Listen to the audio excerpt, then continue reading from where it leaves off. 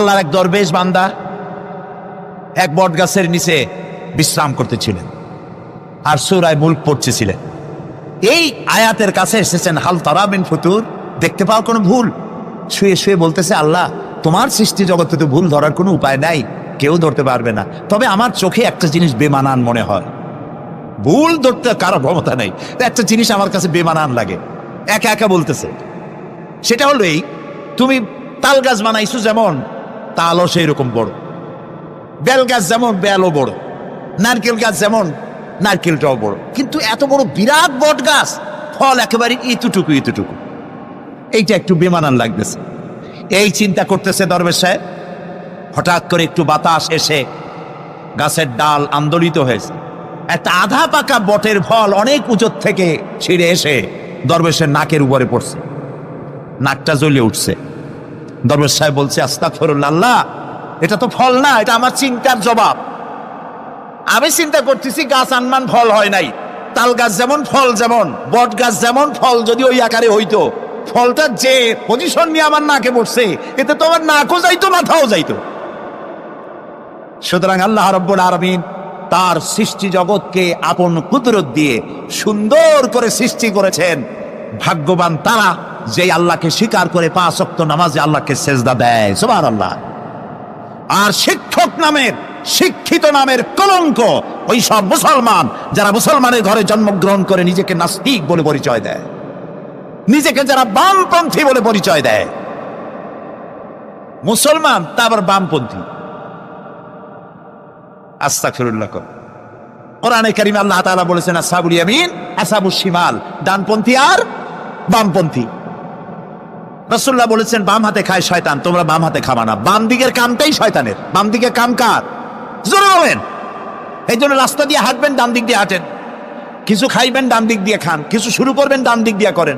মুসলমানের কাজ সব ডান, ডানপন্থীদের নেতা পয়গম্বরেরা সব ডানপন্থীদের নেতৃত্ব দিয়ে আল্লাহ রাব্বুল আলামিন কিয়ামতের দিন ডানপন্থীদের নিয়ে আল্লাহ নবীরা জান্নাতে চলে যাবেন।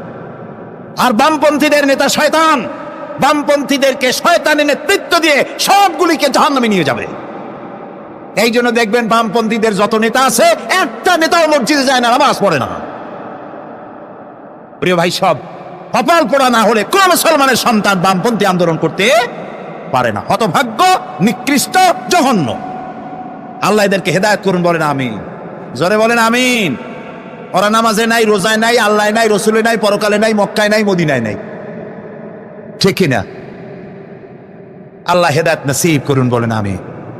তাহলে 3টি পুঁজির কথা বলেছিলাম, তার মধ্যে প্রথম পুঁজি হলো আল্লাহর কি বিশ্বাস করতে দেখি? অস্তিত্বকে বিশ্বাস করা। এই অস্তিত্বের উপরে আমি আর আলোচনা করতে চাই না। আমরা বিশ্বাস করি আল্লাহ আছেন, ঠিক না? আচ্ছা, এবার প্রশ্ন করি, আল্লাহ আছেন, কোথায় আছেন? আচ্ছা, বুঝতে পারছি আপনাদের মধ্যে ইখতিলাফ হয়ে গেছে। কেউ বলছেন সব জায়গায়, কেউ বলছেন আরশে, কেউ বলছেন আকাশে। আর যারা বেশি বুদ্ধিমান তারা কোনো জবাব দেন নাই, চিন্তা করছেন কোনটা কইয়ে কোন জ্বালায় পড়ি। আল্লাহ রাব্বুল আলামিন কোথায় আছেন সেই প্রশ্ন আল্লাহ কি করা দরকার? আল্লাহ আপনি কোথায় আছেন, এই প্রশ্ন আমরা করার আগে আল্লাহ রাব্বুল আলামিন কোরআনে কারীমের মধ্যে জবাব দিয়ে দিয়েছেন, আর রাহমানু আলাল আরশিস তাওয়া। সুবহানাল্লাহ। আল্লাহ সব জায়গায় আছেন, এ কথা ঠিক নয়। কেন ঠিক নয় সেটাও বুঝাই দেয়। সব জায়গা বলতে তার মধ্যে তো টয়লেটও আছে। সব জায়গা বলতে আরো বহুত খারাপ জায়গা আছে, আমি সে জায়গাগুলির নাম নিলাম না। তাহলে আল্লাহ কি সে সব জায়গা আছেন? বলেন নাউজুবিল্লাহ। আল্লাহ নিজেই বলছেন আল্লাহ আছেন আরশিস তাওয়া। আল্লাহ আছেন কোথায়? আরশে। আল্লাহ যে আরশে আছে সেই জন্যই তো মানুষেরা হাত উঁচু করে আল্লাহর কাছে, এরকম বলে যে উপরওয়ালা বলে না, না নিচুওয়ালা বলে? সব জায়গাওয়ালা এরকম বলে, উপরওয়ালা বলে। আল্লাহ আছেন আরশে, কিন্তু প্রত্যেক রাতে তিনি প্রথম আকাশে আসেন। সুবহানাল্লাহ। বান্দাদেরকে ডাকার জন্য আসেন। আল্লাহ সর্বত্র জ্ঞান রাখেন। তার ইলমের মধ্যে এক চুল পরিমাণ জায়গা আকাশেও নাই, জমিনেও নাই যে আল্লাহ রাব্বুল আলামিন ওই জায়গাটুকুন সম্পর্কে তাৎক্ষণিকভাবে অবহিত নন। এমন এক চুল পরিমাণ জায়গা আকাশেও নাই, জমিনেও। এটাই হলো আল্লাহ সব জায়গার জ্ঞান, তার ইলমের মধ্যে সব তিনি জানেন। একথা একটি ছোট্ট আয়াতের মধ্যে এভাবে বলা হয়েছে, وَيَعْلَمُ مَا فِي الْبَرِّ وَالْبَحْرِ وَمَا تَسْقُطُ مِنْ وَرَقَةٍ إِلَّا يَعْلَمُهَا। এই পৃথিবীতে জমিনের ভিতরে কি হয়, সমুদ্রের অতল তলদেশে কি হয়, সব আমি জানি। এমনকি এই পৃথিবীর কোনো একটি গাছের পাতা যদি পড়ে যায়, কোন দেশের কোন গাছের কোন পাতা পড়েছে সে খবর আমি আল্লাহর কাছে হয়ে যায়। এটি আমি বললাম, বানায় বললাম, এটি কোথায় আছে? তো আল্লাহ রাব্বুল আলামিন কোরআনে পরিষ্কার করে বলে যে একটা পাতার খবর যদি আল্লাহর কাছে হয়, তাহলে আমরা কোথায় কি করি তিনি টের পান না? অবশ্যই টের পান। এটি আমাদের মনে রাখতে হবে। তো আল্লাহ তাআলা, তার উপরে আমাদের বিশ্বাস হচ্ছে এই যে তিনি আরশে ইস্তাওয়া, আরশে আছেন, এবং তিনি না জানেন না দেখেন এমন কিচ্ছু নাই, না শোনেন এমন কিচ্ছু নাই। এমনকি সমুদ্রের অতল তলদেশে ছোট্ট পাথরের ভিতরেও যদি একটি পোকা যদি পালায়ে থাকে, এমন পোকা যা মাইক্রোস্কোপ যন্ত্র ছাড়া দেখা যায় না, এমন একটি পোকা আটলান্টিক বা প্রশান্ত মহাসাগরের অতল তলদেশে থেকে যদি ক্ষুধার যন্ত্রণায় চিৎকার মারে, কেউ শোনে না, আরশের মালিক আল্লাহ রব্বুল আলামিন বলেন আমি শুনতে পাই। সুতরাং তিনি সব শুনতে পান, তিনি দেখতে পান, এবং সবকিছু তার নলেজে আছে। এ হচ্ছে আল্লাহর অস্তিত্বে বিশ্বাস। 2 নম্বরে আল্লাহর সিফাতে বিশ্বাস। 2 নম্বরে কি বলেন? সিফাত মানে কি? গুণ। বলেন কি? গুণাবলীতে বিশ্বাস। আল্লাহর নাম আল্লাহ, বলেন তো। আল্লাহ নয়, কিন্তু আল্লাহ হচ্ছে অশুদ্ধ, শুদ্ধ হচ্ছে আল্লাহ।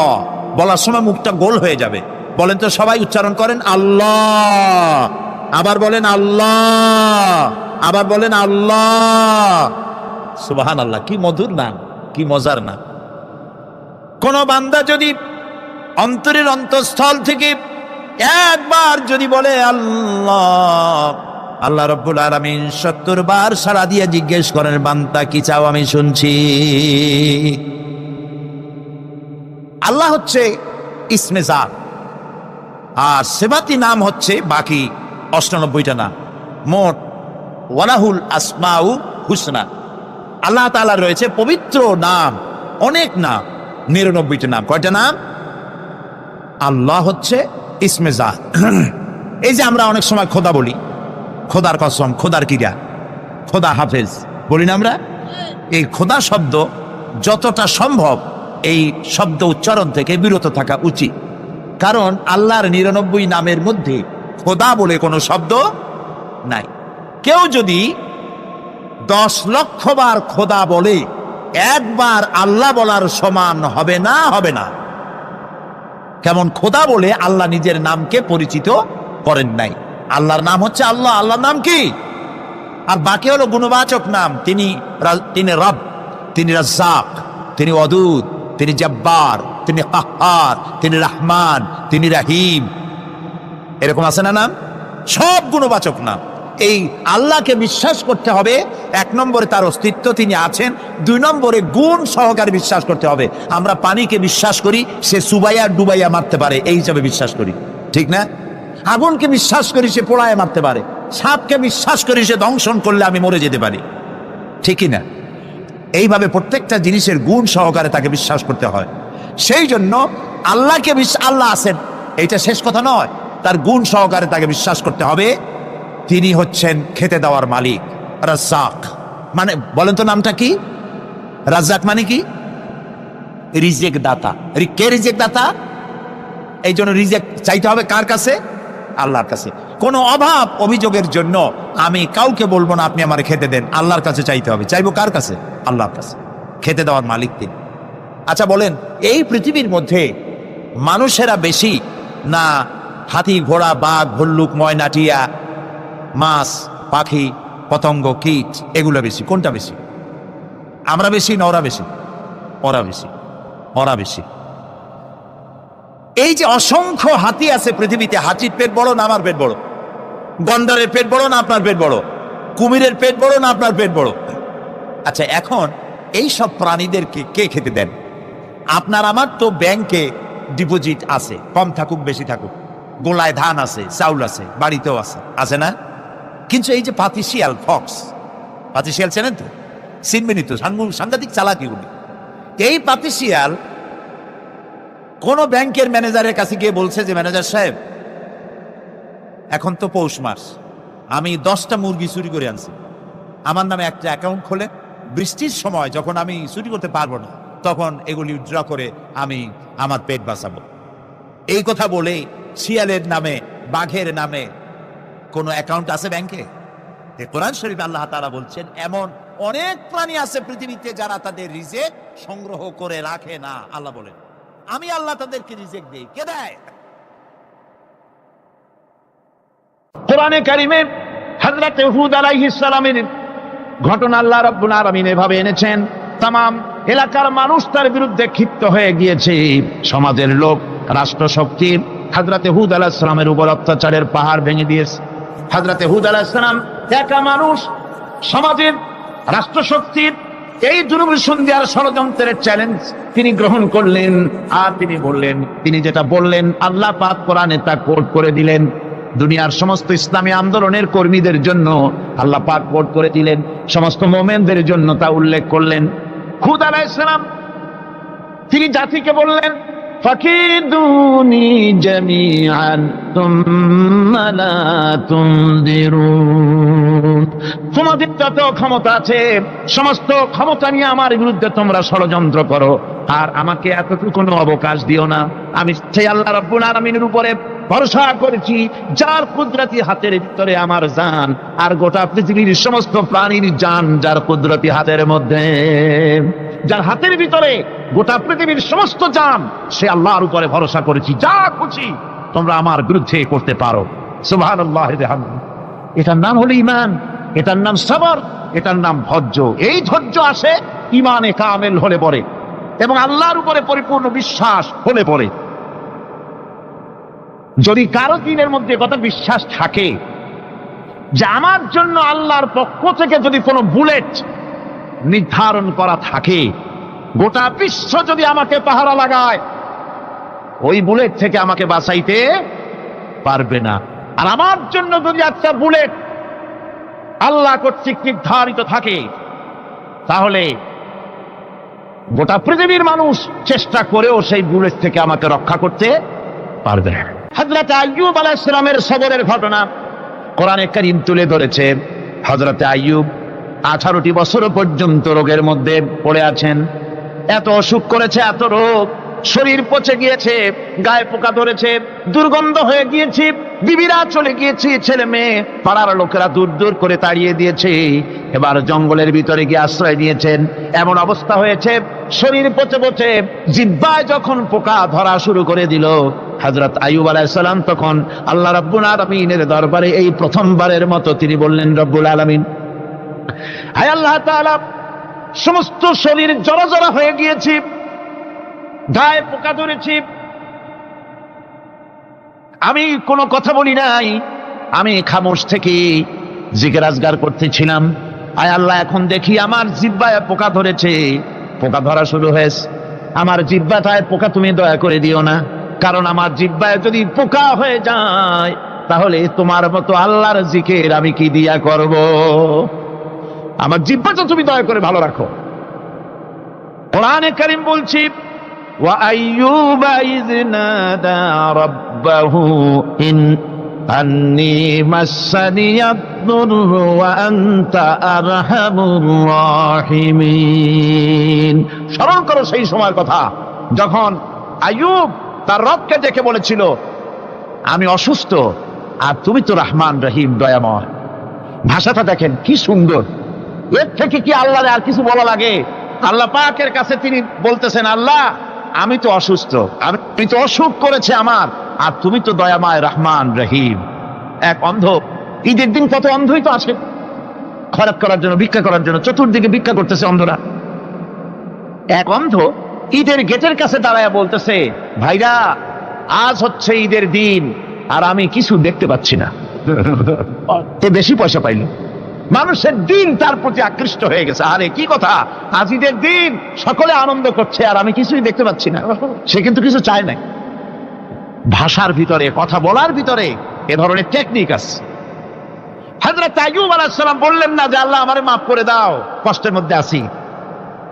তিনি শুধু বলেছেন রব্বুল আলামিন, আমি অসুস্থ হয়ে পড়েছি, আমার অসুখ করেছে, আর তোমার নাম রহমান রহিম। এতটুকু কথা বলেছেন। আল্লাহ রাব্বুল আলামিনের দরজায়, তার দরবারে আইয়ুব আলাইহিস সালামের ডাক চলে গেছে। যায় নাই? কোন অসুবিধা আছে নাকি? কোন অসুবিধা নাই। পানির তলা দিয়া যদি কেউ ডাক দেয়, পাহাড়ের ভিতরে বসে যদি কেউ ডাক দেয়, আল্লাহ রাব্বুল আলামিন তার শুনতে পান।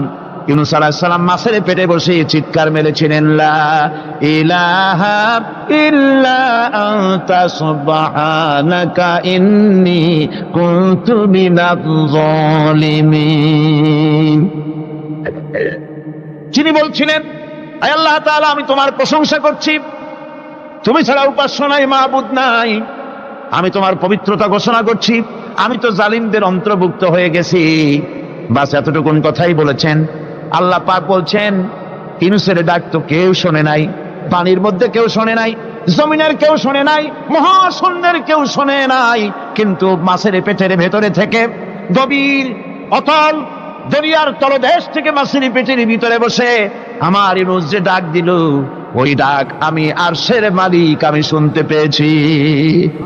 আর সঙ্গে সঙ্গে জবাব দিয়েছি, ফাস্তাজাবনা লাহু ওয়া নাজ্জাইনাহু মিনাল গাম্মি ওয়া কাযালিকা নুজিল মুমিনিন। ডাকের সাড়া দিলাম, বিপদ দিয়া বাঁচায় দিলাম। শুধু ইউনূসের না, আল্লাহ পাক এ জায়গায় আবার ওয়াদা করলেন, দুনিয়ার যত মুমিন বান্দা আছে তারা যদি কখনো বিপদে পড়ে যায় আর আমারে যদি ডাকে, আমি এইরকম করে বিপদ থেকে বাঁচাইয়া দেব।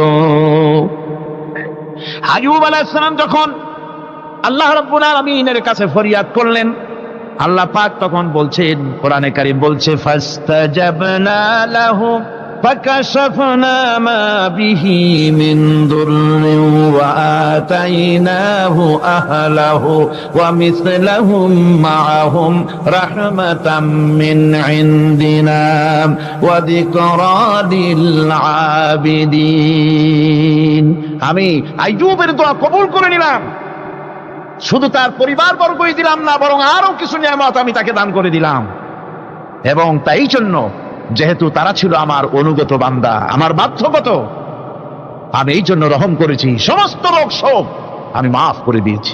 আমাদের সামান্য একটু জ্বর হয়, যদি 2-3 দিন জ্বর হয়েছে, জ্বর ছাড়ে না, বলে যে এত ভালো ভালো কাজ করি তারপর আমার এত জ্বর হওয়া লাগে, অমুকরা এত পাপ করে, তা তো কিছুই হয় না। খালি আল্লাহ আমার এই চোখে দেখলো, আমার বউর অসুখ, আমার অসুমুড়ি ছাড়ি না। ভাইরা, আপনি ঠিক পান না যে কি গুনাহ আপনি করেন। কোরআনে কারীম বলছি, ওয়ামা আসাবাকুম মিন মুসিবাতিন ফাবিমা কাসাবাত আইদিকুম ওয়া ইয়াফু আন কাসীর। যত বিপদ তোমাদের উপর আছে সব 2 হাতের কামাই করা,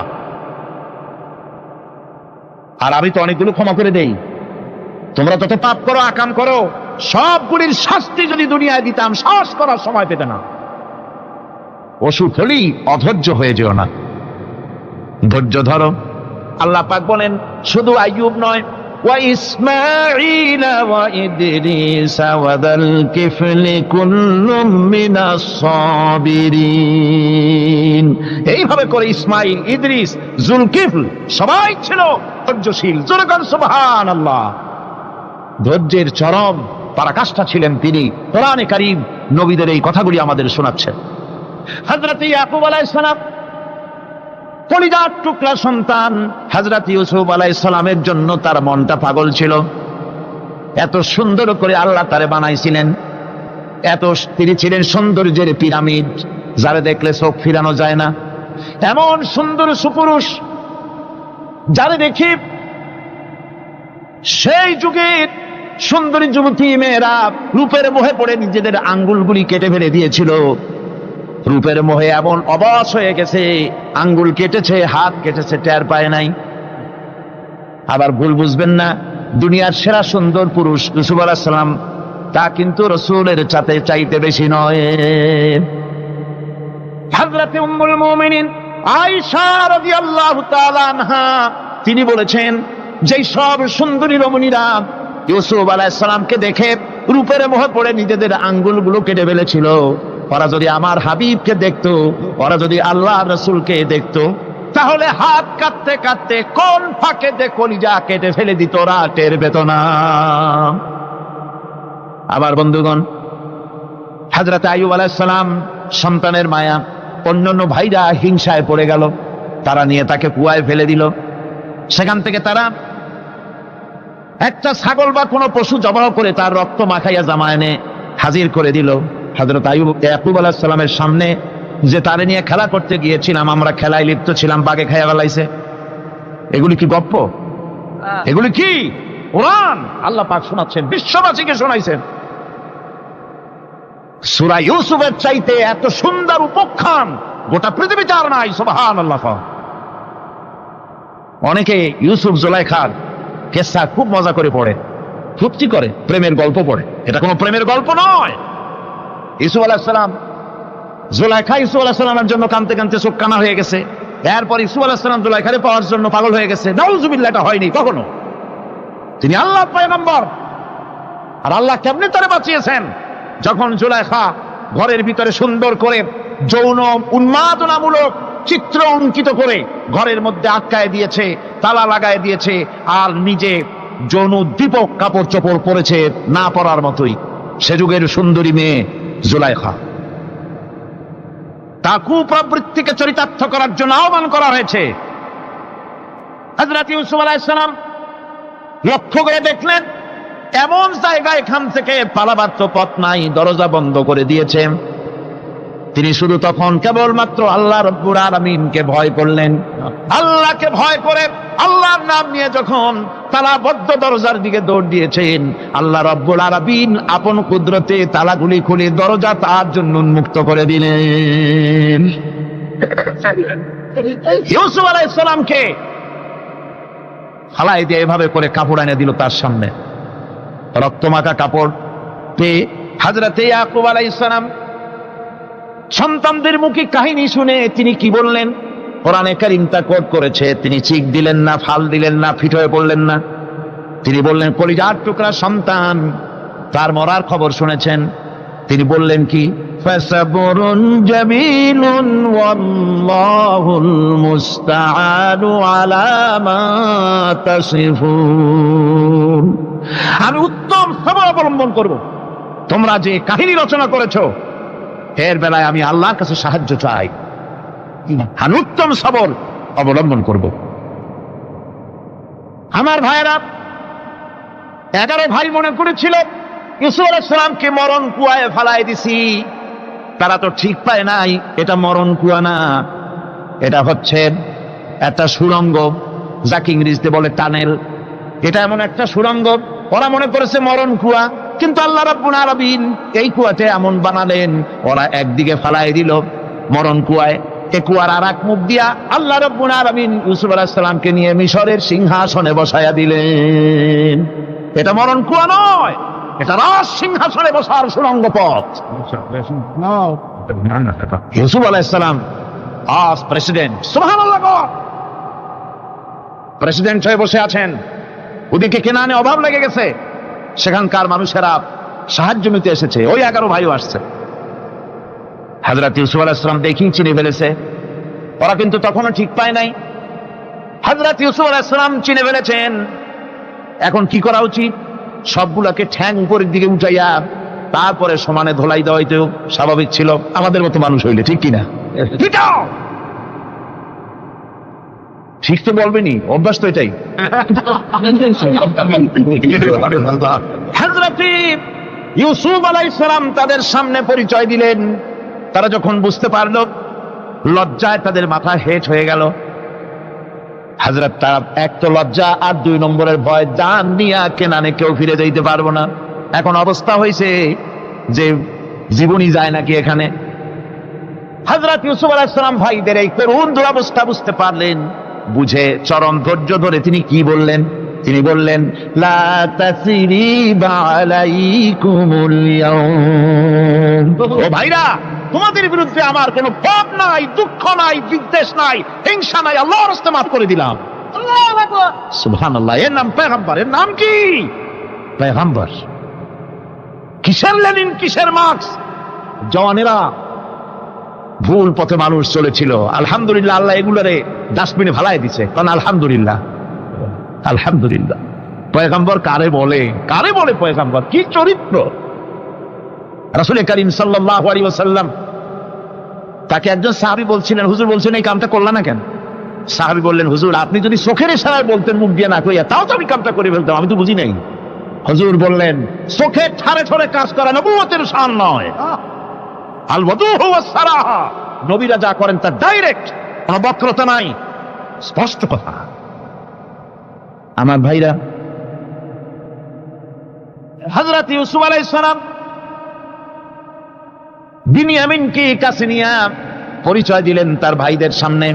কোরআনে কারীম বলছে, ক্বালা আনা ইউসুফ ওয়া হাদা আখি قد من الله علينا إنه من يتقي ويصبر فإن الله لا يضيع أجر المحسنين। আমি ইউসুফ আর এই হচ্ছে আমার ভাই। আল্লাহ আমাদের উপর ইহসান করেছেন। প্রকৃতপক্ষে যারা আল্লাহকে ভয় করে এবং সবর এখতিয়ার করে, আল্লাহ এভাবে তাদেরকে, তাদের আমলকে নিষ্ফল হতে দেন না। আমার এই জামাটা নিয়ে যাও। হযরত ইয়াকুব আলাইহিস সালাম, কলিজার টুকরা সন্তান ইউসুফ আলাইহিস সালামের বিরহ যন্ত্রণায় ছেলেকে কতদিন দেখে না, কাঁদতে কাঁদতে চোখ দুটো অন্ধ হয়ে গেছে। মিশর থেকে কেনানের দিকে জামা রওনা হয়েছে। কোথায় মিশর, কোথায় কেনান? জামা যখন রওনা হয়ে গেছে, হযরত ইয়াকুব বলতেছেন, আমি যেন আমার ইউসুফের গন্ধ নাকে পেতেছি। জামা চলে এলো, চোখের উপরে রাখলেন, আল্লাহ রাব্বুল আলামিন তাকে চক্ষুষ্মান বানায়া দিলেন। ভাইরা আমার, পয়গম্বরেরা সবর করে গোটা দুনিয়ার মানুষের সামনে দৃষ্টান্ত সেট করেছেন সবর কারে কন। আমার ভাইরা, হযরত ইব্রাহিম আলাইহিস সালামের কথা আল্লাহ পাক কোরআনে কারিমে বলছেন সবর কারে কয়, দেখো শেখো সবর কারে কয়। আল্লাহ পাক বললেন, ইব্রাহিম তোমার বিবি আর তোমার নবজাতক এই সন্তানকে রেখে আসো মক্কা নগরীতে। তিনি চলে গেলেন, সেখানে ঘর নাই, বাড়ি নাই, কিচ্ছু নাই, চতুর্দিকে ধুধু বালু আর মরুভূমি। হযরতে হাজরা বলছেন, ইব্রাহিম সামান্য পানি আর খাবার দিয়া আমার সন্তান শুদ্ধ এখানে রেখে যেতেছো, আমি কি অপরাধ করেছি? কোনো জবাব নাই। দুইবার তিনবার বলার পরে হাজরা বলছেন, ইব্রাহিম গো, তবে কি আমার আল্লাহর হুকুম মতো আমারে রেখে যাচ্ছ নাকি? হযরত ইব্রাহিম আকাশের দিকে আঙ্গুল উঁচু করলেন। কথা বলবেন, বাক শক্তি বেরোচ্ছে না। 80 বছর বয়সের সময় একটা বাচ্চা আল্লাহ তারে দিচ্ছেন। আর এমন বাচ্চা, পয়গম্বরের ছেলে, কি সুন্দর চেহারা, মরুভূমির উপরে ফালাই দিয়ে রওনা হয়ে যাচ্ছেন। মুখ দিয়া কথা সরছে না, আকাশের দিকে দেখালেন। হযরত হাজরা বুঝতে পারলেন। হযরত হাজরা বলেন, ইব্রাহিম কোনো চিন্তা নাই, নিশ্চিন্ত মনে বাড়ি ফিরে যাও। আমি আমার আল্লাহর উপরে এতটা ভরসা করি, আল্লাহর হুকুমে যদি আমার এখানে রেখে যেয়ে থাকো, আল্লাহ পাক আমাকে আর আমার কলিজার টুকরা ইসমাইলকে পানিতে আর খাবারে মারবেন না, অবশ্যই তিনি ব্যবস্থা করবেন। ব্যবস্থা হয়ে গেল। হযরত ইসমাইল বড় হয়ে গেলেন। আল্লাহ পাক অর্ডার করলেন, জবাহ করো ছেলেকে। হযরত ইব্রাহিম আলাইহিস সালাম যখন জবাহের প্রস্তাব করলেন, হযরত ইসমাইল তা আপত্তি করতেন, বাবাজি আমার মায়ের আর আমাকে বাচ্চা অবস্থায় ফেলে গেলেন, খাবার দেন নাই, পরার দেন নাই, বছরের পর বছর আমাদের এখানে কাটলো, দেখতেও আসেন নাই, আজ আসছেন জবাহ দিতে, এটা কেমন কথা? কি ধরনের বাপ আপনি? এরকম বলছে নাকি? এরকম বলছে? হযরত ইব্রাহিম আলাইহিস সালাম প্রস্তাবটা কিভাবে পারলেন? আল্লাহ পাক কোরআনে কারীমে দৃষ্টান্ত রেখে দিয়েছেন। আল্লাহ পাক বলছেন, হযরত ইব্রাহিম ছেলেকে বললেন, ইয়া বুনাইয়া, হে আমার কলিজার টুকরা লাডলা, হে আমার কলিজার টুকরা সন্তান, ইন্নী আরা ফিল মানাম আন্নী আযবাহুক, আমি স্বপ্নে দেখছি আমি যেন তোমাকে জবাব করতেছি। ফানজুর মাযা তারা, তোমার রায় কি বলো? আমি তো স্বপ্নে দেখছি যে আমি তোমার জবাব করতেছি, এখন তোমার রায় কি, তোমার মত কি? হযরত ইসমাঈল আলাইহিস সালাম শুনিয়া দিলেন দৌড়, নাকি না? হযরত ইসমাঈল আলাইহিস সালাম ধৈর্যের প্রতীক, তিনি কি কথা বললেন? তার মুখের কথা কোরআন শরীফে আল্লাহ পাক উঠায় দিলেন। হযরত ইসমাঈল বললেন, ইয়া আবাতি ফাআল মা তু'মারু সাতাজিদুনি ইনশাআল্লাহু মিনাস সাবিরিন। হে আমার পিতা, আপনি যে ব্যাপারে আদিষ্ট হয়েছেন আপনি তা পালন করুন, অবশ্যই আমাকে ধৈর্যধারীদের মধ্যে পাওয়া যাবেন। সুবহানাল্লাহ। এক বর্ণনা এসেছে, হযরত ইসমাঈল বললেন, আব্বাজান, আমি ধৈর্যধারীদের ভিতরে আমারে পাবেন, তবে জবাহ করার আগে আমার হাত পাটা একটু বেঁধে নেন, কারণ জবাহের যন্ত্রণায় আপনার গায়ে যদি আমার হাত পা লেগে যায় তো বেয়াদবি হয়ে যেতে পারে। আর আমি মরে আমার জবাহ হয়ে যাওয়ার পর আমার রক্ত মাখা জামাটা নিয়া আমার মা হাজেরারে দিবেন, কারণ তাকে মা বলবার মতো আর তো কেউ নাই। হযরত ইব্রাহিম তাকে বাঁধবার জন্য প্রস্তুতি নিলেন। হযরত ইসমাঈল বলছেন, আব্বাজান বাঁধবেন না, বাঁধার প্রয়োজন নাই। বলে, কেন? একবার বাঁধতে বললে আবার তুমি নিষেধ করছো কেন? ছেলে বলছেন, আব্বাজান বাঁধবো না এই জন্যে, হয়তো কিয়ামতেই প্রশ্ন উঠতে পারে যে আল্লাহর হুকুমে রাজি ছিল না বলে হাত পা বাঁধা জবাহ করছে। আমি এই সুযোগ দিব না, আপনি জবাহ করেন, আমি এতটুকু নড়াচড়া করব না। ধৈর্যের চরম প্রতীক হযরতে ইসমাঈল আলাইহিস সালাম দেখাই দিয়েছেন ধৈর্য কারে কয়। আমার বন্ধুগণ, এই পৃথিবীর সবচাইতে ধৈর্যের বড় প্রতীক হতেছেন ইমামুল মুরসালিন, আশরাফুল আম্বিয়া, সাইয়্যিদুল মুরসালিন, জনাবে মুহাম্মাদুর রাসূলুল্লাহ সাল্লাল্লাহু আলাইহি ওয়াসাল্লাম। আমার বন্ধুগণ, সবচাইতে বড় ধৈর্যের প্রতীক তিনি। কাউকে একটা গালি দেন নাই জীবনে, কাউকে ঠাট্টা করেন নাই, কাউকে মারেন নাই, কারো মনে দুঃখ দেন নাই। তিনি দুঃখ পেয়েছেন, তিনি কাউকে দুঃখ দেন নাই। তিনি কষ্ট পেয়েছেন, কাউকে কষ্ট দেন নাই। আমার ভাইয়েরা, তায়েফের ময়দান, আমার নিজের চোখে তায়েফে যেদিন আমি তায়েফ দেখলাম, আমি তায়েফে ঢুকেছি, জীবনে কোনোদিন যাই নাই। রমজান মোবারকে আমি সেখানে গেলাম, আমাকে বসার জন্য তারা নিয়ে যাবে। আমি বললাম, আগে বসবো না, আমারে আগে নিয়ে যাও, আমার নবীকে কোন জায়গায় ওরা মেরেছিল সে জায়গাটা দেখাও। তায়েফের সেই গলিতে যখন আমি গিয়েছি, দুই দিকে পাহাড় দাঁড়ানো, তায়েফের লোক আমার সাথে ছিল, তারা বলল, এই জায়গাটা প্রথম যেখানে চতুর্দিক থেকে নবীজিকে পাথর মারছিল আর আল্লাহর নবী বেহুশ হয়ে পড়ে গিয়েছিলেন। 3টা দিন না খাওয়া, হযরতে খাদিজা নাই, আবু তালিব নাই, মক্কায় জায়গা নাই পা রাখার। নবীজি 3টা দিন ঘুরলেন। নেতারা বলল, তুমি যদি নবী হবে তো এতিম হলে কেন? আল্লাহ নবী বানাবার জন্য কি একটা ধনী মানুষ পায় নাই? তোমার মতো এতিম আর গরিবের নবী বানাইলো কেন?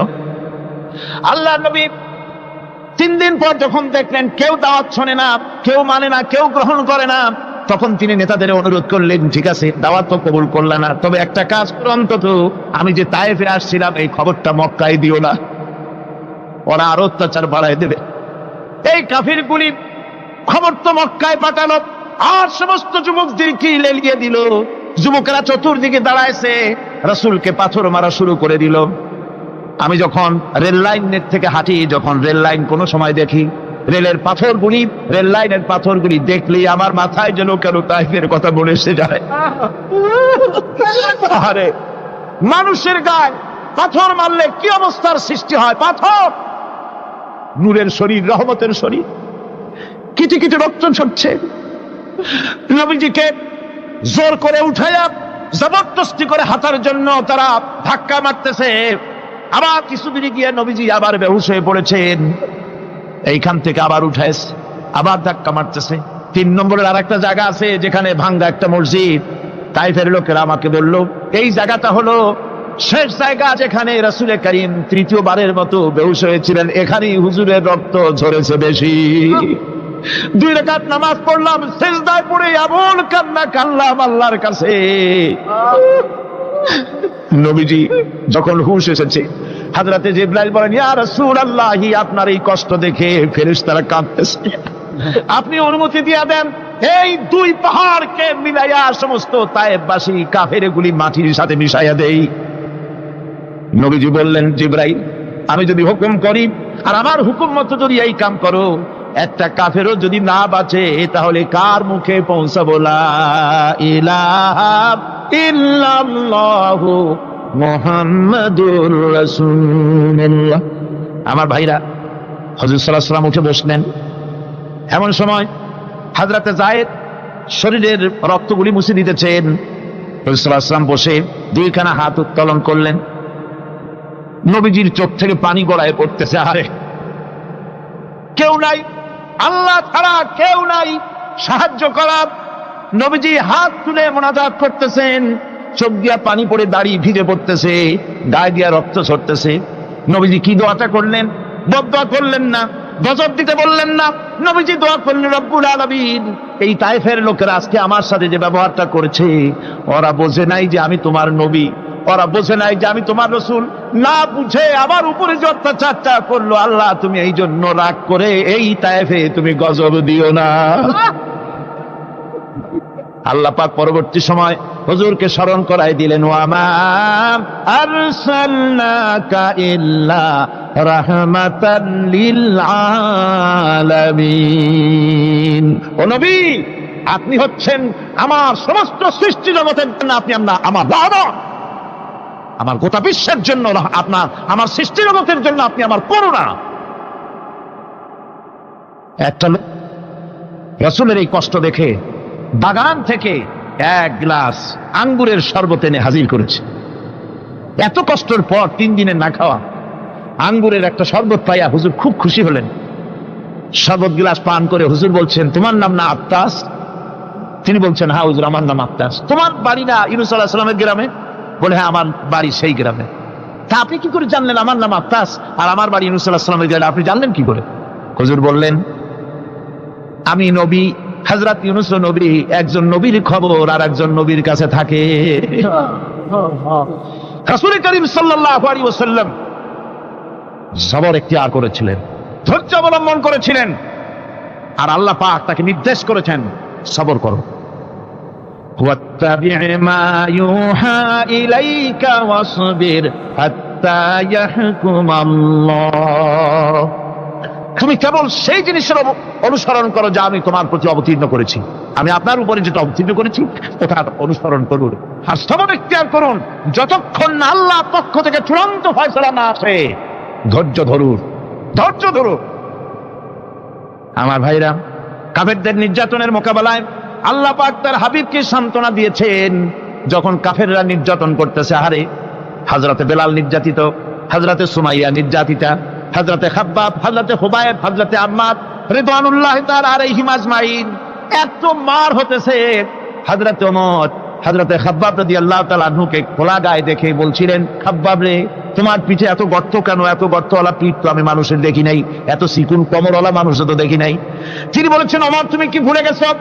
ইসলাম কবুল করার অপরাধী কাফির বেঈমানেরা আগুন জ্বালায়া আংটা আগুনের উপরে আমাকে চিৎ করে শোয়াছে, আমি যেন নড়াচড়া করতে না পারি সেজন্য আমার বুকের উপরে পাথর চাপা দিয়ে রেখেছিল। গায়ের চর্বি আর রক্ত গলে গলে পড়ে আগুন নিবেছে, আর আগুন গোশত পুড়ে যে পিঠের মধ্যে প্রবেশ করেছিল আজও পর্যন্ত পিঠের সেই গর্ত সেরে যায় নাই। এভাবে অত্যাচার হচ্ছিল সাহাবীদের উপর। আল্লাহ রাব্বুল আলামিন তার হাবিবকে সান্ত্বনা দিলেন, ওয়াসবির ওয়া মা সাবরুকা ইল্লা বিল্লাহি ওয়া লা তাহজান আলাইহিম ওয়া লা তাকু ফি গায়তিন মিম্মা ইয়ামকুরুন। হে রাসূল, সবরের সাথে কাজ করতে থাকুন। আপনার এই সবরের তৌফিক তো আল্লাহই দিয়েছেন, আর ওদের সমস্ত ষড়যন্ত্র, ওদের অপকৌশলে আপনি দুঃখিত হবেন না, চিন্তা করবেন না, ভারাক্রান্ত হবেন না, আপনি নিশ্চিত থাকুন। ওয়াসবির লিহুকমি রাব্বিকা ফাইন্নাকা বিআয়ুনিনা। হে নবী, আপনার রবের চূড়ান্ত ফয়সালা আসা পর্যন্ত ধৈর্য ধারণ করুন। আপনি তো আমার চোখের সামনে, সুবহানাল্লাহ, সুবহানাল্লাহ। গড, আপনি আমার চোখের সামনে, কে আপনার কি কি করবে আমি দেখবো না? সুবহানাল্লাহ। মন্ত্রী যদি, এই সলিমুদ্দিন মার্কা মন্ত্রী যত আছে, এই মন্ত্রীরা যদি তার ব্যথাতে ভয় কিসে? আমি তোকে দেখছি না? সাহসটা কেমন বাড়ে, কেমন বাড়ে সাহস? আরে কোনো মন্ত্রী ছাতা মাতা না, কোন প্রেসিডেন্ট রাজা বাদশা না, আকাশ আর জমিনের মালিক আমার আল্লাহ রাব্বুল আলামিন বলছেন, হাবিব কোন চিন্তা নাই, আপনি আমার চোখের সামনে। ওরা চায় আপনাকে দুনিয়া থেকে মিটাই দিতে, আর আমি চাই ওয়ারাফানা লাকা যিকরা, আপনার প্রশংসা তো হবে গোটা বিশ্ব জুড়ে, সর্বত্র ছড়িয়ে যাবে আপনার নাম। সুবহানাল্লাহ বিহামদিহি। আল্লাহ পাক অন্যত্র বলেছেন, ওয়ালাকাদ কুযযিবাত রুসুলুম মিন ক্বাবলিকা ফাসাবারু আলা মা কুযযিবু ওয়া উযু হাত্তা আতাহুম নাসরুনা। হে মুহাম্মদ সাল্লাল্লাহু আলাইহি সাল্লাম, আপনার পূর্বে অসংখ্য নবী রাসূল এই পৃথিবীতে আসছে এবং জুলুম আর নির্যাতনের শিকার তারা হয়েছেন। অবশেষে তাদের প্রতি আল্লাহর সাহায্য এসেছে। সুতরাং আপনাকেও ধৈর্য ধারণ করতে হবে, ধৈর্য ছাড়া কোনো পথ নাই, ধৈর্য আপনাকে ধারণ করতেই হবে। আর এই ধৈর্য ধারণ করলে পরে আল্লাহর চূড়ান্ত ফয়সালা আসবে, তখন আল্লাহ পাক মেহেরবানি করবেন। আমার ভাইরা, এই ধৈর্য পৃথিবীর সমস্ত পয়গম্বরেরা ধৈর্য অবলম্বন করেছেন, কখনো অধৈর্য হন নাই। দিন কায়েমের সংগ্রামে নবী রাসূলগণ দারুণ ভাবে সবর ইখতিয়ার করেছেন। বৃদ্ধবাদীদের সকল রকমের নির্যাতন, অপকৌশল, ষড়যন্ত্র, এই সব কিছু মোকাবেলা করেছেন ধৈর্যের নীতি অবলম্বন করি। কখনো ধৈর্য ত্রুটি তাদের মধ্যে ঘটেনি, বরং আল্লাহ রাব্বুল আলামিন তাদের প্রতি সন্তুষ্ট হয়েছেন। যারা এই ধৈর্য ধরেছে তাদের উপরে সন্তুষ্ট হয়ে আল্লাহ রাব্বুল আলামিন বলেছেন, ওয়া কাআইয়্যিম মিন নাবিয়্যিন কাতালা মাআহু রিব্বিয়ুনা কাসীর। এর আগে অনেক নবী এসেছিলেন যাদের সাথে বহু আল্লাহওয়ালা লোক লড়াই করেছেন। ফামা ওয়াহানু লিমা আসাবাহুম ফি সাবিলিল্লাহি ওয়া মা যাআফু ওয়া মাস্তাকানু। আল্লাহর পথে তাদের উপর যত বিপদ এসেছিল তারা হতাশ হয়ে পড়েন নাই, দুর্বলতা দেখাননি, বাতিলের সামনে মাথাও নত করেন। ওয়াল্লাহু ইউহিব্বুস সাবিরিন। আর আল্লাহ পাক ধৈর্যশীল যারা, তাদেরকে আল্লাহ পাক ভালোবাসেন। আমার ভাইরা, ধৈর্যের পরিচয় রাসূল করিম সাল্লাল্লাহু আলাইহি ওয়াসাল্লাম উহুদের ময়দানে যখন আক্রান্ত হয়ে গেলেন, চতুর্দিকে কাফেররা ঘিরে ধরেছে, বাঁচার কোনো পথ নাই। সাহাবায়ে কেরাম রাসূলকে পাহারা দিলেন। যারা রাসূলকে পাহারা দিতে দাঁড়ায়ছেন, জীবন দিয়া পাহারা দিতে দাঁড়ায় গেছে, রাসূলের দিকে মুখ দিয়া, পিঠটা বাইরের দিকে দিয়ে রাসূলকে পাহারা দেওয়া শুরু করেছেন।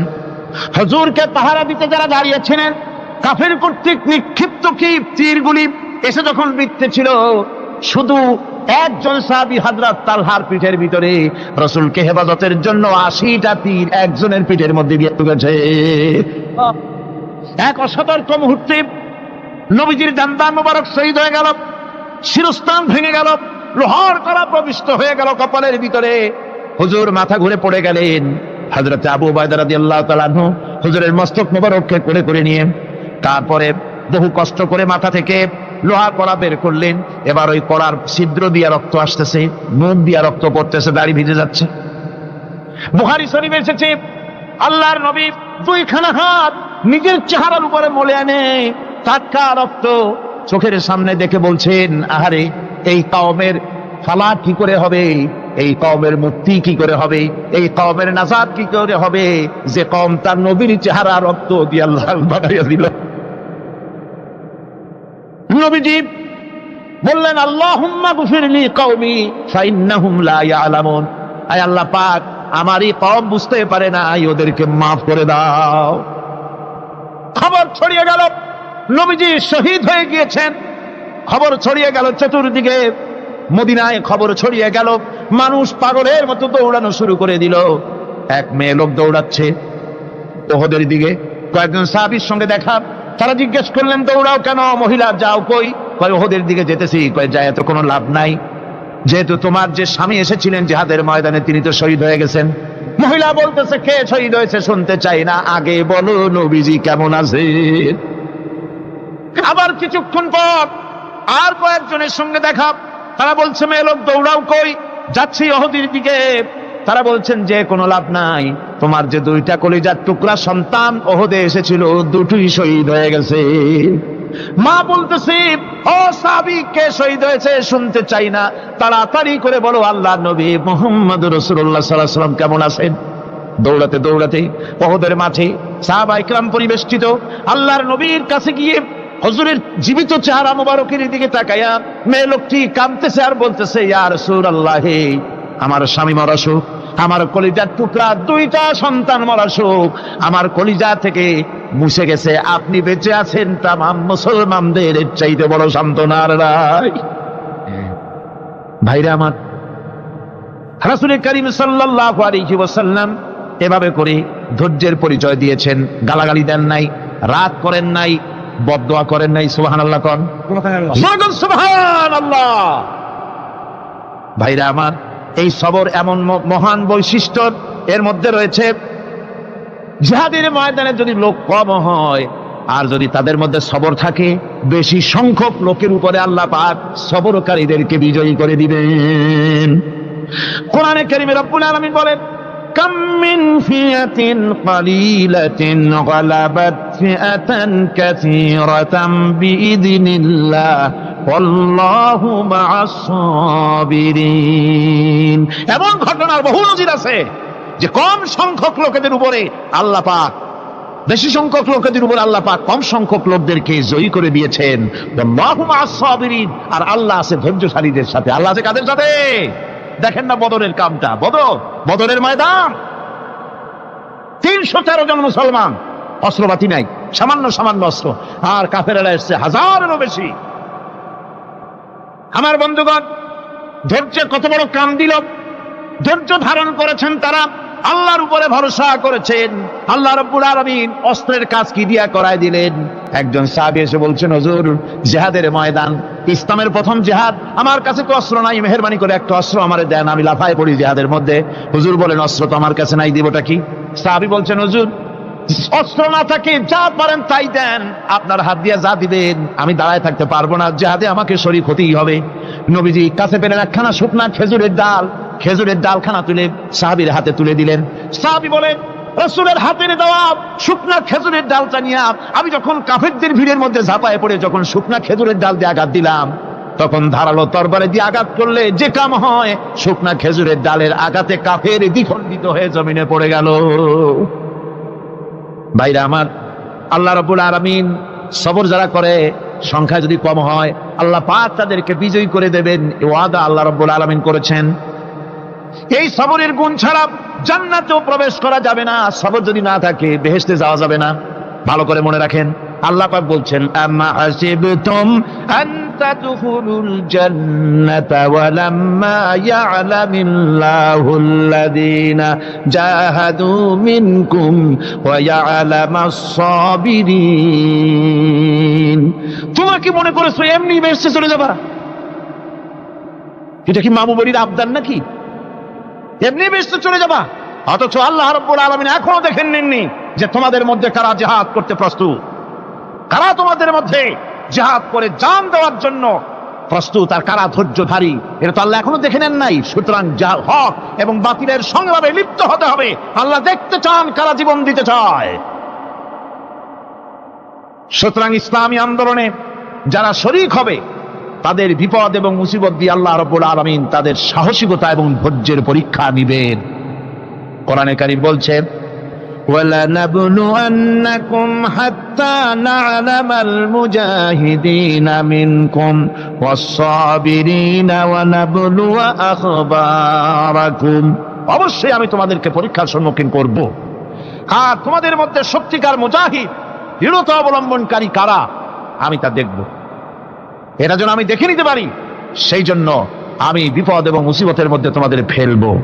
ধৈর্যধারীদের উপরে আমার রহমত অবশ্যই থাকবে। খবর এমন এক সম্পদ যা ধারণ করলে পরে আল্লাহ রাব্বুল আলামিন রাষ্ট্রীয় ক্ষমতা দান করে দেন। কোন সুবহানাল্লাহ, জোরে কোন সুবহানাল্লাহ। ধৈর্য ধারণ করলে আল্লাহ রাষ্ট্রের মতো বিরাট নিয়ামত আল্লাহ হাতে তুলে দিবেন। তার প্রমাণ কোরআন শরীফে আল্লাহ বলছেন, বনি ইসরাইলরা মিশর থেকে যখন বহিষ্কার হয়ে গেল, তাদের যখন পা রাখার কোনো জায়গা থাকলো না, বনি ইসরাইলরা মিশর থেকে যখন বহিষ্কার হয়ে গেল, এরপরে আল্লাহ পাক তারা যখন ধৈর্য অবলম্বন করলো, আল্লাহ পাক তাদের ব্যাপারে বলছেন, ওয়া আওরাসনাল কওমাল্লাযীনা কানু ইউস্তাদআফুনা মাশারিকাল আরদি ওয়া মাগারিবা আল্লাতী বারাকনা ফিহা। আর তাদের স্থলে আমি নির্যাতিত লোকদেরকে প্রতিষ্ঠিত করলাম। পশ্চিম এবং উত্তরের তাদেরকে আমি পশ্চিম এবং পূর্বের উত্তরাধিকারী তাদেরকে বানায় দিলাম। বিরাট এলাকা তাদের হাতে আমি তুলে দিলাম। ওয়াতাম্মাত কালিমাতু রাব্বিকাল হুসনা আলা বানি ইসরাঈলা বিমা সাবারু। আর এভাবে করে আল্লাহ পাক তার কথাকে পূর্ণ করলেন বনি ইসরাইলদের উপরে। সবর এখতিয়ার করার জন্য, ধৈর্য ধরার কারণে আল্লাহ পাক রাষ্ট্রের মালিক তাদের বানায় দিলেন। যেরকম সুবহানাল্লাহ। সবর যদি করা হয়, তো যুদ্ধ যদি বাদে, যদি জাহাজ শুরু হয়ে যায়, আল্লাহ পাক বলেছেন ফেরেশতা দিয়ে সাহায্য করবে। যদি সবর থাকে, তোমাদের সবর থাকলে আল্লাহ কি দিয়ে সাহায্য করবেন? ফেরেশতা। কোরআনে কারীম বলছি, বালা ইন তাসবিরু ওয়া তাত্তাকু ওয়া ইয়াতুকুম মিন ফাওরিহিম হাদা ইউমদিদুকুম রাব্বুকুম বিখামসাতি আলাফিম মিনাল মালাইকাতি মুসাউমিমিন। হ্যাঁ, তোমরা যদি ধৈর্য অবলম্বন করো আর আল্লাহকে ভয় করে চলো, তাহলে এক্ষুনি আল্লাহ রাব্বুল আলামিন তোমাদের জন্য কাতারে কাতারে শৃঙ্খলাবদ্ধ 10,000 ফেরেশতা দিয়ে তোমাদেরকে সাহায্য করবেন। সুবহানাল্লাহ। তোমাদেরকে ফেরেশতা দিয়ে সাহায্য করা হবে।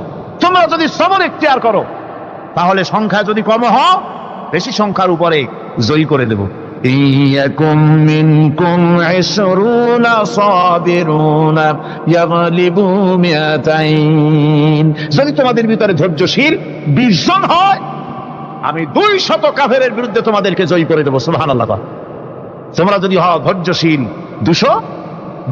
20 জন, 200 কাফেরের উপরে তোমরা জয়যুক্ত হয়ে যাবে। আর বিপদ আর মুসিবতে যারা ধৈর্য ধরে, তাদের জন্য আল্লাহর পক্ষ থেকে সুসংবাদ। সুসংবাদ কাদের জন্য? ধৈর্যধারীদের জন্য। কোরআনে কারীম বলছে, ওয়াবাশশিরিস সাবিরিনাল্লাযীনা ইযা আসাবাতহুম মুসিবাতুন ক্বালু ইন্না লিল্লাহি ওয়া ইন্না ইলাইহি রাজিউন।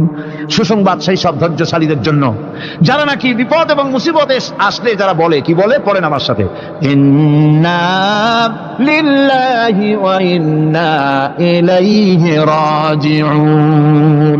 এটা শুধু আমাদের লোকেরা কেউ মরলে পড়ে, এটা শুধু মরার সময় নয়, বরং যে কোনো বিপদ আর মুসিবত এলে মুমিন বান্দা যারা, তারা কি পড়বে? ইন্না লিল্লাহি ওয়া ইন্না ইলাইহি রাজিউন।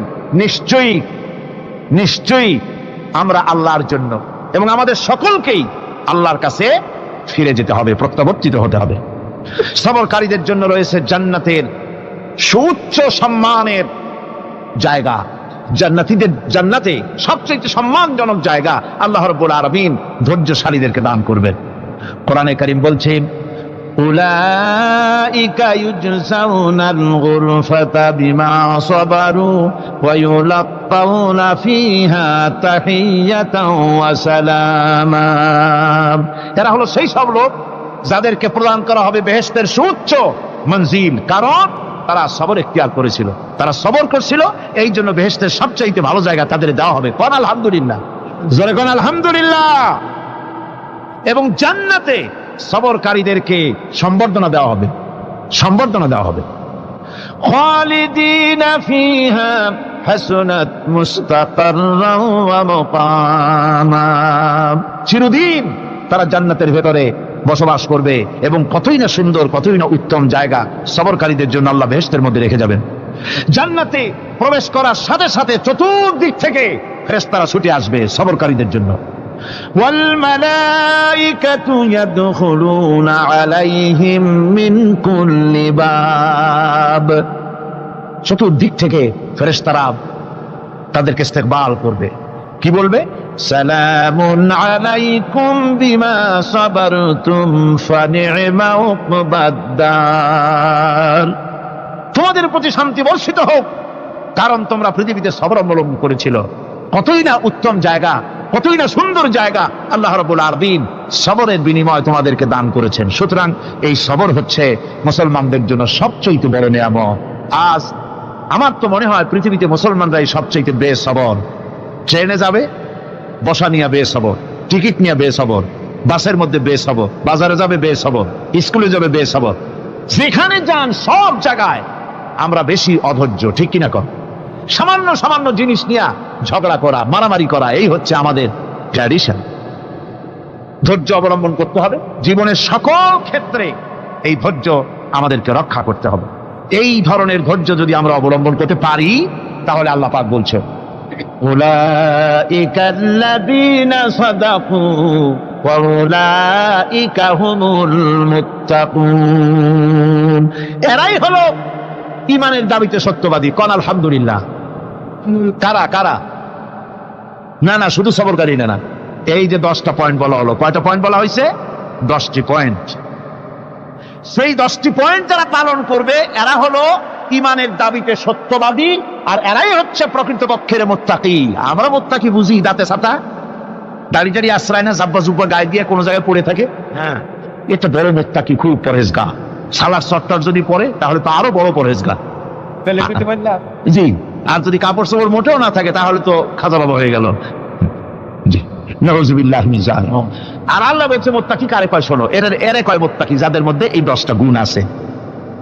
এই 10টি সত্য যদি সম্পাদন করতে পারি, যদি আমল করতে পারি, জীবন ধন্য হয়ে যাবে। সেই 10টি কথা আমি আবার আপনাদের স্মরণ পটে তুলে দিতে চাই, প্যাকেট করে পকেটে উঠাই দিতে চাই, যেন বাড়ি নিয়ে যেতে পারেন। 1 নম্বর হচ্ছে 10টি পয়েন্টের 1 নম্বর আল্লাহর প্রতি ঈমান। 1 নম্বরে আল্লাহর প্রতি ঈমান, 2 নম্বরে পরকালের প্রতি ঈমান, 3 নম্বরে ফেরেশতাদের উপর ঈমান, 4র্থ নম্বরে কিতাবের প্রতি ঈমান, 5ম নম্বরে নবীদের প্রতি ঈমান, 6ষ্ঠ নম্বরে সহায় সম্বলহীন, নিকটবর্তী আত্মীয়, ইয়তীম, মিসকিন, প্রবাসী, মুসাফির, সাহায্য প্রার্থী, এদেরকে মুক্ত করার জন্য এদেরকে সাহায্য প্রদান করা, 7 নম্বরে নামাজ প্রতিষ্ঠা করা, 8 নম্বরে যাকাত আদায় করা, 9 নম্বরে ওয়াদা পালন করা, 10 নম্বরে সবর এখতিয়ার করা। কয়টা হলো?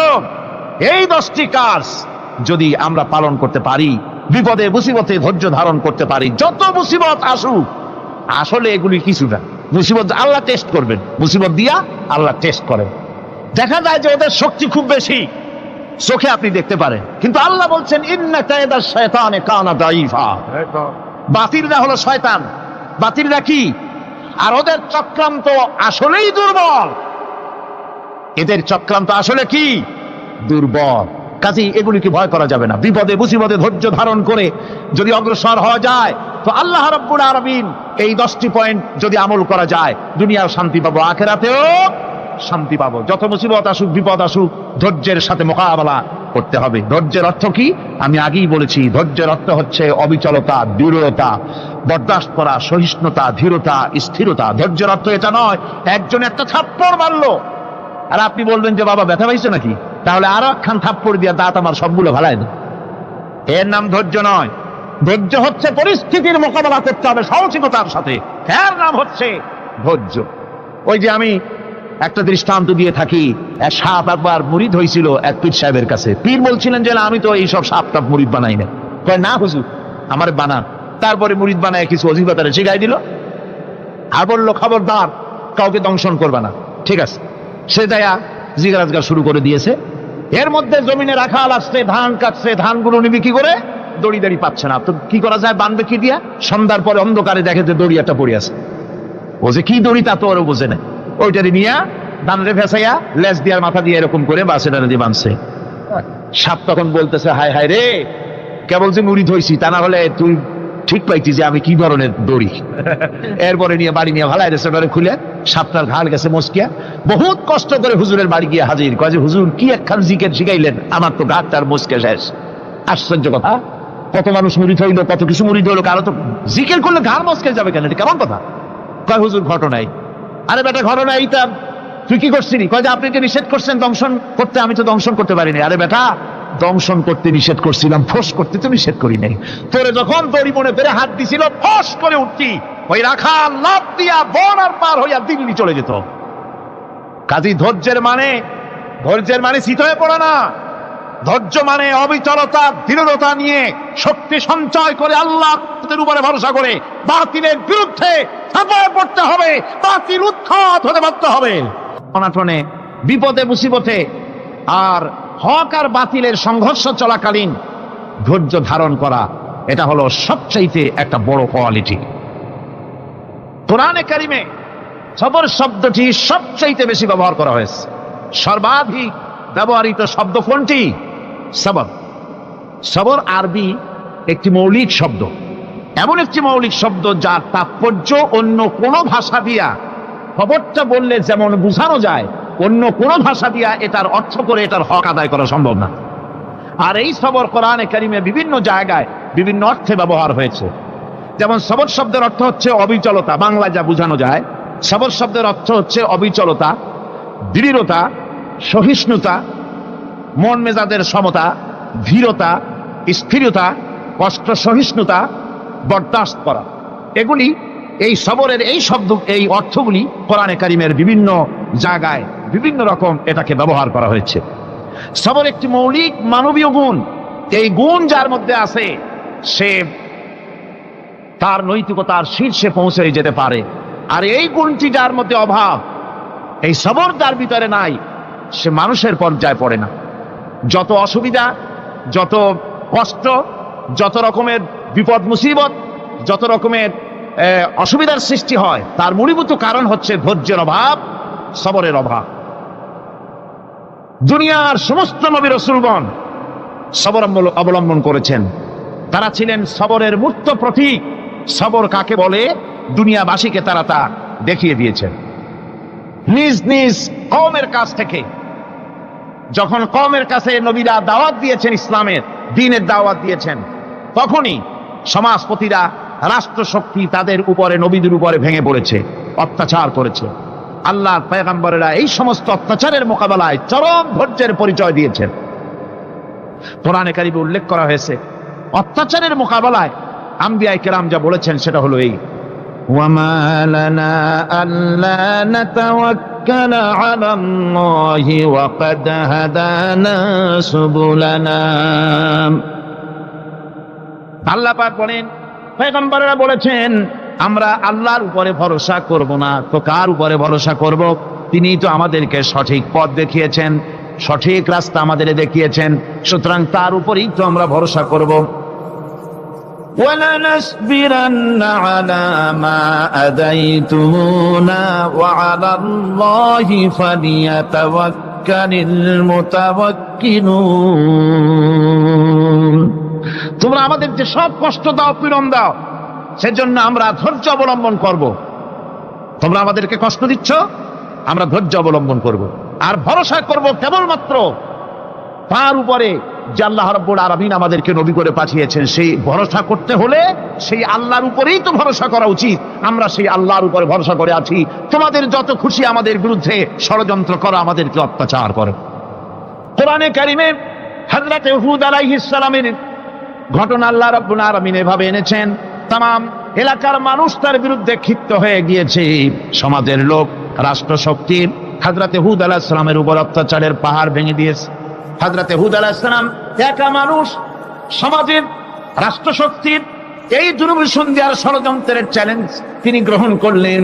আর তিনি বললেন, তিনি যেটা বললেন আল্লাহ পাক কোরআনে তা কোট করে দিলেন।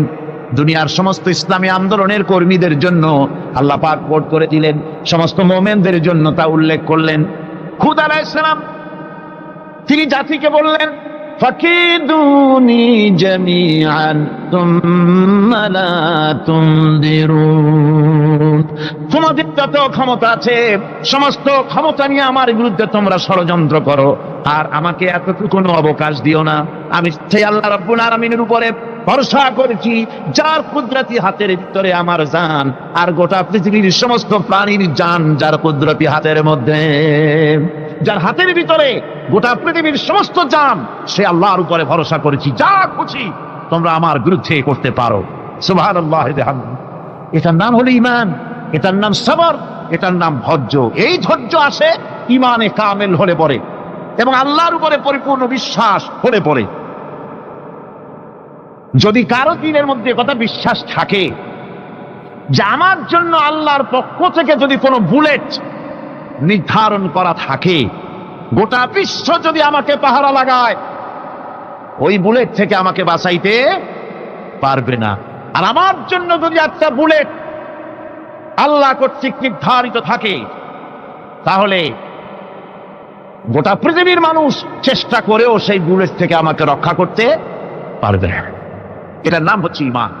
এই ঈমান যখন মানুষের মধ্যে সৃষ্টি হয়ে যায়, তখন সে বিপ্লবী শক্তিতে পরিণত হয়ে যায়। তার কাছে ভয় বলে কোনো জিনিস থাকে না, যেহেতু সে তো ভরসা করেছে এমন শক্তির কাছে যার চাইতে প্রচন্ড ক্ষমতা আকাশেও কারো নাই, জমিনেও। তিনি কে? জোরে চিল্লায় বলেন, তিনি কে? আমার বন্ধুগণ, রাসূল করিম সাল্লাল্লাহু আলাইহি ওয়াসাল্লাম হিজরতের রাতে সূর পাহাড়ের গাড়ে সওরের কাছে যখন চলে গেছেন, হজরে রক্ত হয়ে হয়ে আসতেছে।